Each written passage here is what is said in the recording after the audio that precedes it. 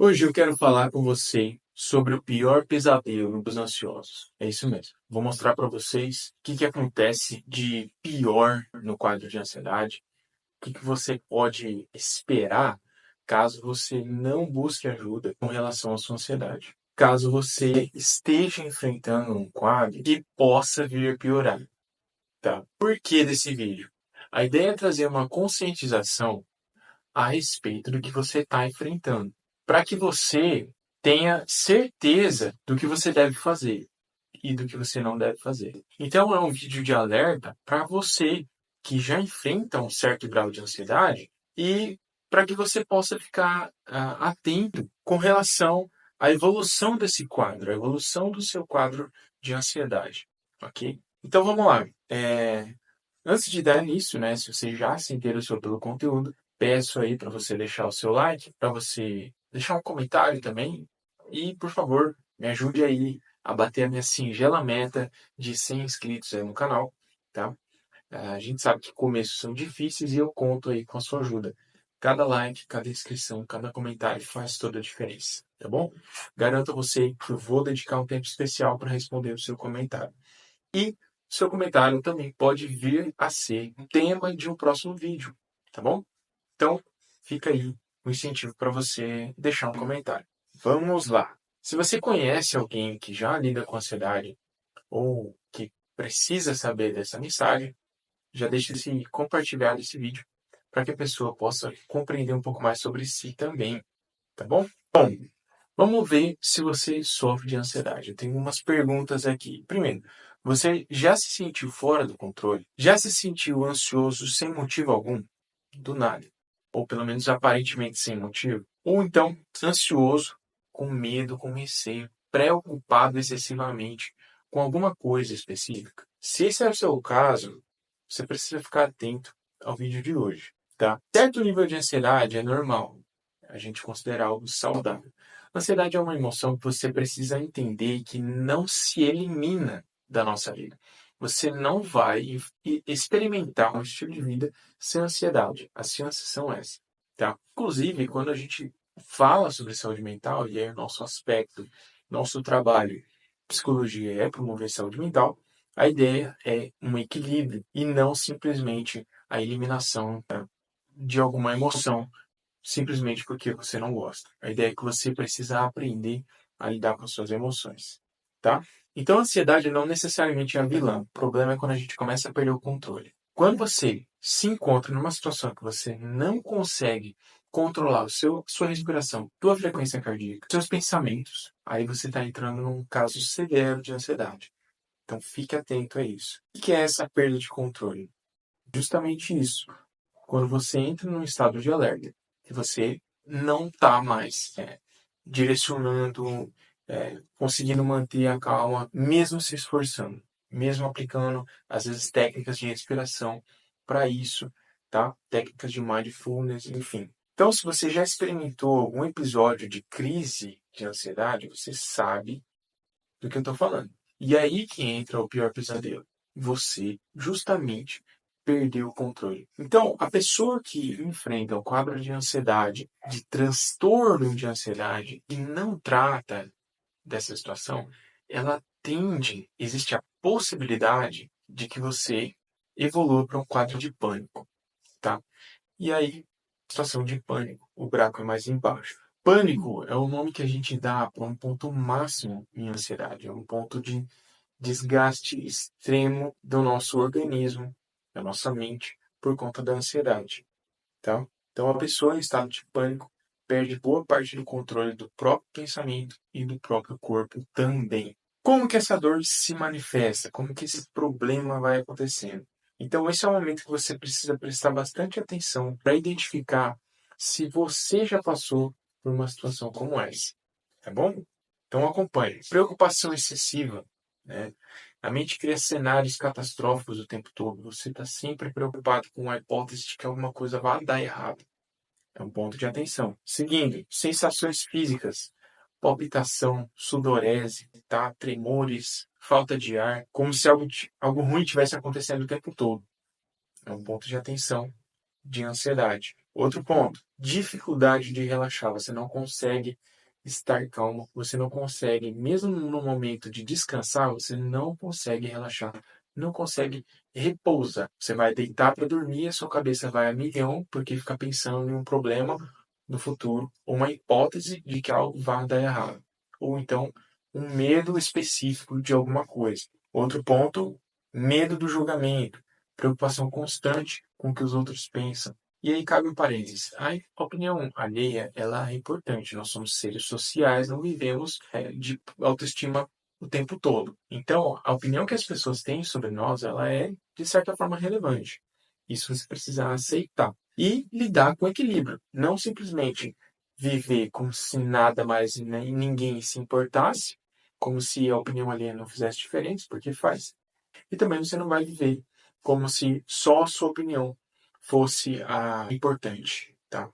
Então, tem que ter um ponto de equilíbrio aí. Agora, o que não dá é você estar numa constante preocupação a respeito do que os outros estão pensando sobre você, isso empacar coisas dos seus afazeres, do seu dia a dia, tá? Outro ponto de atenção, autocrítica. A pessoa vai sofrendo com ansiedade, ela vai se cobrando de forma excessiva. Ela tende a se culpar. E aí isso piora muito o quadro de ansiedade. Como que isso vai impactando sua vida? Presta atenção. Esses sentimentos afetam sua rotina, decisões, trabalho e até os seus relacionamentos. Então, a pessoa que começa a sofrer com a ansiedade, ou seja, a pessoa que enfrenta níveis exagerados de ansiedade, ela vai ter esses prejuízos. As chances são que ela vai enfrentar prejuízo na rotina, decisões de trabalho e até nos seus relacionamentos. Mas é importante lembrar que você não está sozinho, tá? Aqui cabe um parênteses para os homens. É cultural que a gente tenta resolver as coisas sozinhos. E até certo ponto isso é interessante porque trabalha a autonomia e independência. Mas existe um ponto de arrogância que é quando você não está conseguindo, quando você não resolve as coisas sozinho mais, quando você começa a ter prejuízo e insiste em teimar, fazer sozinho. Insiste em querer esperar, né?